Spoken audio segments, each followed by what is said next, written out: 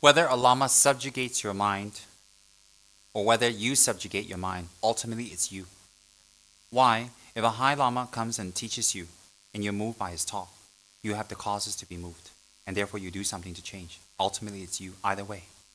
It's just that one way is a little easier and it seems like it's an outer cause or outer environmental cause, but it's not. When His Holiness teaches us and we're moved, partly it's because of his aspirational prayers and his practice and his good motivation, we can feel it. And secondly, the method is correct. And third, we have the karma to receive it and the karma to practice. So if you're a stubborn, nasty person, you're a difficult person, and a Lama teaches you and it moves you and it changes you, it's not the Lama changing you.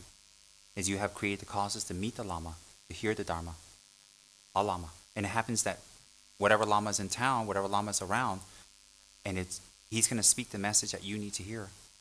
The situation will arise that you'll be together. So listen. So ultimately, it still comes from you.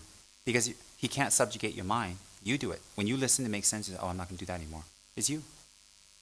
It's you. But high Lamas can inspire us. Lamas and practitioners and monks and nuns and ordinary people who practice and show fortitude can definitely inspire us. And that inspiration is the environmental cause for us to open up the karma we have to become better. But that's to say we have the karma. Okay? So no one subjugates us.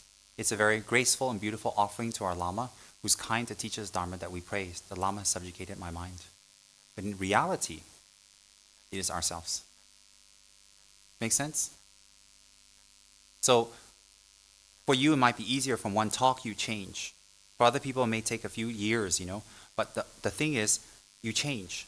And the quickness of it and the transformation and the subjugation is dependent on you. So if we actually take refuge with the Lama and we follow the instructions and we do what the Lama instructs us, that subjugation of the mind and the causes for unhappiness will be much faster. Because the Lama will give us very precise instructions on what to do. And if we follow, we will get the results. If he is a qualified Lama.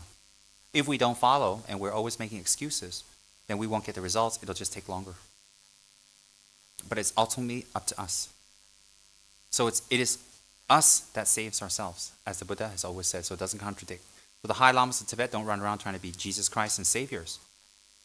But they're inspirational because of their deep practice. So it still conforms with the original teachings of the Buddha that we save ourselves. Respect not the teacher, respect the teaching. Respect not the teaching, respect the attainments. Respect not the attainments, respect the results. The Buddha himself always said, don't worship me.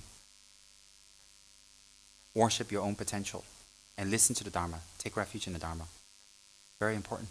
Take refuge means to surrender your old ways, new ways that are negative. That's what Lord Buddha says. So none of Buddhist practices anywhere contradict Lord Buddha's teachings. Why? If you contradict, you won't get any results. What's the purpose?